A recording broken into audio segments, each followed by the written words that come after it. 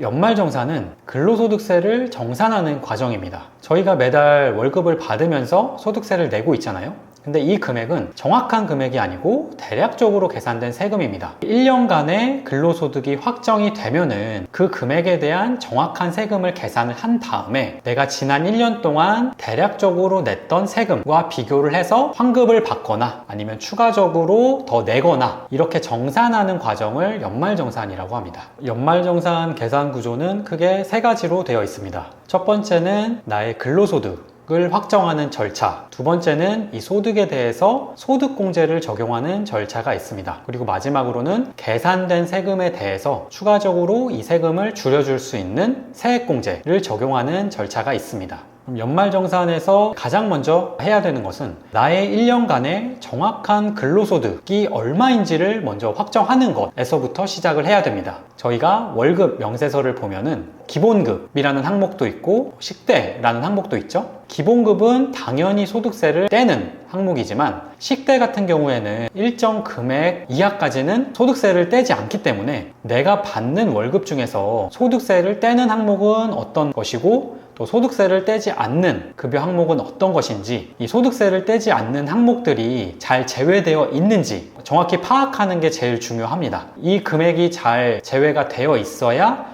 거기서부터 연말정산 금액을 정확히 계산할 수 있기 때문입니다. 일단 기본적으로 내가 받는 월급은 소득세를 떼가는 항목이다 라고 보시면 됩니다. 대신 국가에서 어떤 정책적인 목적으로 세금을 떼어가지 않는 비과세라고 정해놓고 있는 항목들이 있는데요. 대표적인 게 식대, 자기차량운전보조금, 출산수당, 보육수당, 학자금 지원액, 국외에서 근로를 제공한 경우에 일부 금액 등이 있습니다. 이 식사비 같은 경우에는 월 20만원까지는 세금을 떼지 않고 20만원을 넘는 금액에 대해서만 세금을 떼도록 되어 있습니다. 예를 들어서 내가 한 달 월급이 100만원으로 되어 있고 식대 25만원을 받는다고 가정해 보겠습니다. 총 125만원 중에 식대 20만원은 소득세를 떼지 않고 나머지 105만원에 대해서만 세금을 떼야 하기 때문에 이 105만원이 연말정산을 계산하는 대상이라고 보시면 됩니다. 회사에서 식사를 직접 제공하는 경우도 있을 텐데요. 식사를 직접 제공하는 경우에는 아예 소득세를 떼지 않는 걸로 되어 있기 때문에 신경 쓰실 거는 전혀 없으십니다. 식대도 제공을 하고 식사도 제공을 한다. 식대는 전부 세금을 떼고 식사에 대해서는 전혀 세금을 떼지 않습니다. 이때 식대를 25만원을 지원받았다 라고 하면은 25만원 전체 금액에 대해서 소득세를 떼도록 되어 있습니다.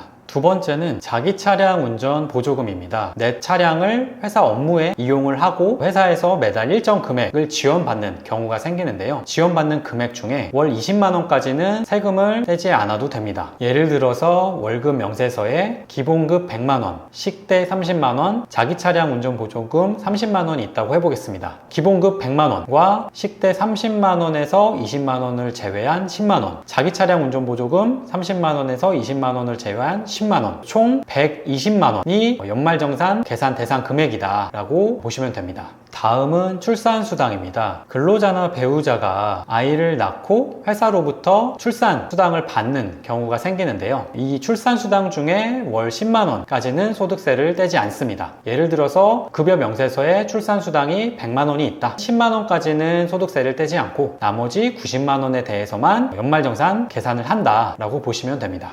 다음은 보육수당입니다. 근로자가 6세 이하의 자녀를 키우면서 회사로부터 보육수당을 지원을 받는 경우가 있습니다. 이 보육수당 같은 경우에는 월 10만원까지는 소득세를 떼지 않습니다. 월급 명세서를 봤더니 보육수당이 30만원이 있다. 그러면은 10만원까지는 소득세를 떼지 않고 나머지 20만원만 연말정산 계산 대상이구나 라고 생각하시면 됩니다. 다음은 국외 근로소득입니다. 국외 근로소득 같은 경우에는 월 100만원 이내의 금액까지 세금을 떼지 않습니다. 우리 회사에 일본 지사로 가서 6개월 동안 일을 했습니다. 그리고 6개월 동안 한 달에 300만원씩 기본급을 수령을 했습니다. 한 달에 100만원까지는 세금을 떼지 않고 나머지 200만원씩 6개월 1200만원이 연말정산 대상이라고 확인을 하시면 됩니다. 지금까지 일정 금액까지는 세금을 떼지 않는 항목들에 대해서 살펴봤습니다. 그러면 연말정산 계산 대상이 되는 금액을 저희가 확정을 할 수가 있죠. 그럼 국가에서는 이 금액에서 일률적으로 공제를 해주는 금액들이 있습니다.